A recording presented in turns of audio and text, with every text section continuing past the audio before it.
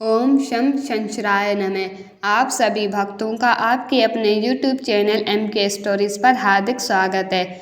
आज आप इस वीडियो में जानने वाले हैं शनिवार व्रत का महत्व, पूजा विधि और व्रत कथा। शनिवार व्रत की बड़ी महिमा बताई जाती है। कहते हैं इस व्रत को करने से शनिदेव प्रसन्न होते हैं और जीवन के सभी कष्ट दूर हो जाते हैं। शनिवार का दिन न्याय के देवता शनिदेव को समर्पित है। शनि को कर्म फलदाता माना गया है, जो लोगों को अनेक अच्छे बुरे दोनों कर्मों का फल देते हैं। अगर जातक की कुंडली में शनि की दशा शुभ हो तो व्यक्ति खूब तरक्की करता है। वहीं अगर शनि पीड़ित है तो व्यक्ति को तमाम कष्टों का भी सामना करना पड़ता है। ऐसे में हर व्यक्ति चाहता है कि उस पर शनि की कृपा दृष्टि सदैव बनी रहे। शनि को प्रसन्न करने के लिए शनिवार व्रत बेहद लोकप्रिय है। ये व्रत करने से सारे दुख, संकट, पीड़ा दूर हो जाती है। घरों में सुख, शांति, समृद्धि का आगमन होता है। धार्मिक मान्यताओं अनुसार शनि व्रत को करने से व्यक्ति अपनी कुंडली में पीड़ित शनि ग्रह को मजबूत कर सकता है। कहते हैं जिस व्यक्ति पर शनि की कृपा बरसती है उसे सफल होने से कोई नहीं रोक सकता। शनि व्यक्ति को रंक से राजा बनाने की ताकत रखते हैं। अब जानते हैं शनिवार व्रत पूजा विधि। इस दिन सुबह जल्दी उठकर स्नान कर स्वच्छ कपड़े पहने। उसके बाद पीपल वृक्ष को जल अर्पित करें। सुबह लोहे से निर्मित शनि देव की प्रतिमा को पंचामृत से स्नान कराएं। इसके बाद मूर्ति को चावलों से बनाए गए 24 दल के कमल पर स्थापित कर दें। फिर काले तिल, फूल, धूप, तेल, काले वस्त्र आदि से शनिदेव की पूजा करें। पूजा के बाद शनिदेव के 10 नामों का स्मरण करें। शनि मंत्र का जप करें। अब सुनिए शनिवार व्रत कथा। एक समय की बात है, सभी 9 ग्रह सूर्य, चंद्र, मंगल, बुध, बृहस्पति, शुक्र, शनि, राहु और केतु में विवाद छिड़ गया। विवाद का कारण था कि इनमें सबसे बड़ा कौन है। कोई निर्णय न होने पर सभी देवराज इंद्र के पास निर्णय कराने पहुँचे।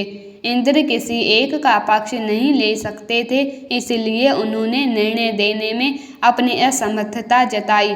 परंतु उन्होंने इन सबको पृथ्वी पर राजा विक्रमादित्य के पास जाने की सलाह दी, क्योंकि राजा विक्रमादित्य अति न्यायप्रिय थे। इंद्र ने कहा कि वही इसका निर्णय कर सकते हैं।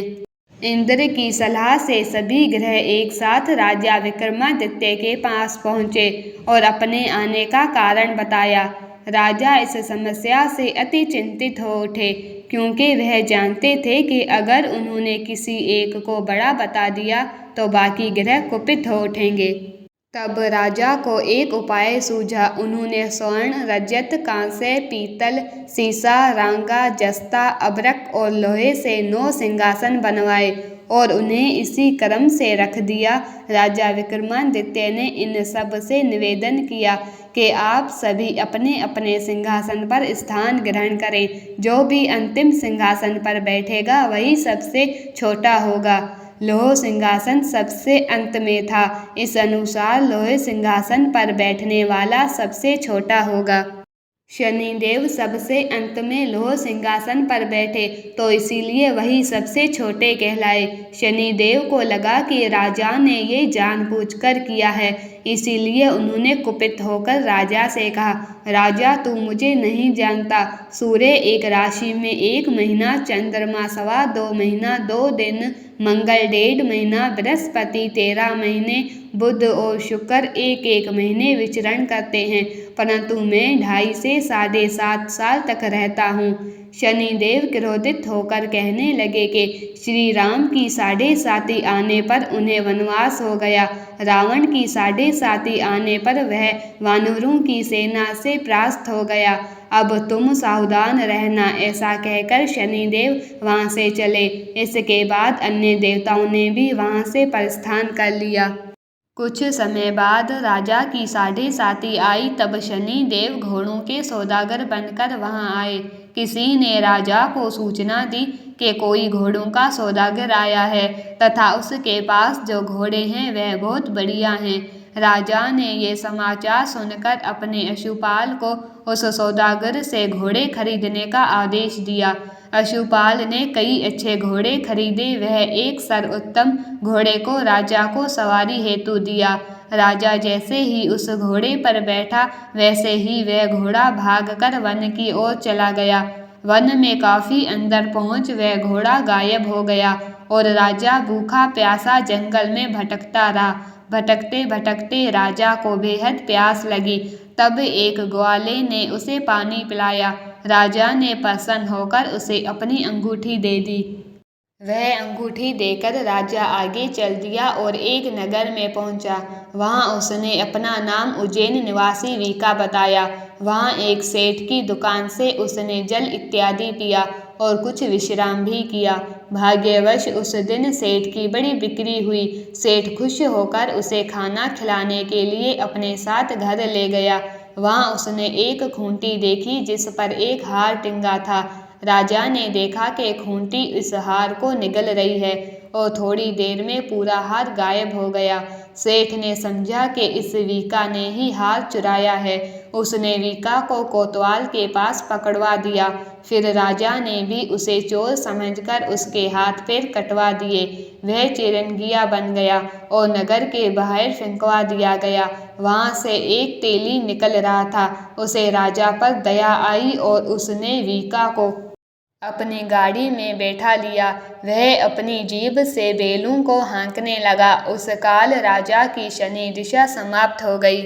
वर्षा ऋतु आने पर राजा मल्हार गाने लगा।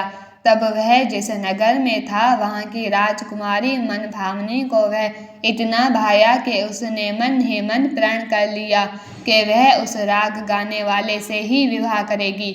उसने दासी को राग गाने वाले को ढूंढने के लिए भेजा। दासी ने बताया कि वह एक चिरंगिया है, परंतु राजकुमारी न माने। अगले ही दिन से राजकुमारी अनशन पर बैठ गई कि विवाह करेगी तो उसी से। उसे सबने बहुत समझाया, पर फिर भी जब वह न मानी तो राजकुमारी के पिता ने उस तेली को बुलावा भेजा और विवाह की तैयारी करने को कहा। फिर उसका विवाह राजकुमारी से हो गया। एक दिन सोते हुए स्वप्न में शनिदेव ने राजा विक्रमादित्य से कहा, राजन, देखा तुमने मुझे छोटा बताकर कितना दुख झेला है। तब राजा ने उससे क्षमा मांगी और प्रार्थना की, हे शनिदेव, जैसा दुख मुझे दिया है किसी और को न देना। शनिदेव मान गए और कहा, जो मेरी कथा और व्रत करेगा उसे कोई दुख न होगा, तथा जो नित्य मेरा ध्यान करेगा और चींटियों को आटा डालेगा उसके सारे मनोरथ पूर्ण होंगे। साथ ही शनिदेव ने राजा को उसके हाथ पैर भी वापस दे दिए। प्रातः आंख खुलने पर राजकुमारी ने जब राजा को देखा तो वह आश्चर्यचकित रह गई। वीका ने उसे बताया कि वह उज्जैन का राजा विक्रमादित्य है। सभी अत्यंत प्रसन्न हुए। सेठ ने जब ये सुना वह पैरों पर गिरकर क्षमा मांगने लगा। राजा ने कहा कि वह तो शनिदेव का कोप था, उसमें किसी का कोई दोष नहीं। सेठ ने फिर भी निवेदन किया कि मुझे शांति तभी मिलेगी जब आप मेरे घर चलकर भोजन करेंगे। सेठ ने अपने घर कई प्रकार के व्यंजनों से राजा का सत्कार किया। साथ ही सबने देखा कि जो खूंटी हार निगल गई थी वही अब उसे उगल रही थी। सेठ ने अनेक मोहरे देकर राजा का धन्यवाद किया और अपनी कन्या श्री कांवरी से शादी करने का निवेदन किया। राजा ने सहर्ष स्वीकार कर लिया। कुछ समय पश्चात राजा अपनी दोनों रानियों मनभावनी और श्री कांवरी को उज्जैन नगरी के लिए निकल पड़े। वहां नगरवासियों ने सीमा पर ही उनका स्वागत किया। सारे नगर में दीपमाला हुई, सबने खुशी मनाई। राजा ने घोषणा की, मैंने शनिदेव को सबसे छोटा बताया था, जबकि असल में वही सर्वोपरि है। तब से सारे राज्य में शनिदेव की पूजा और कथा नियमित रूप से होने लगी। सारी प्रजा ने बहुत समय खुशी और आनंद के साथ बिताया। जो कोई शनिदेव की इस कथा को सुनता या पढ़ता है उसके सारे दुख दूर हो जाते हैं। जय शनिदेव। अगर आप भक्तजनों को ये कथा पसंद आई है तो please like, share and subscribe अवश्य करना। और कमेंट बॉक्स में जय शनिदेव ज़रूर लिखना।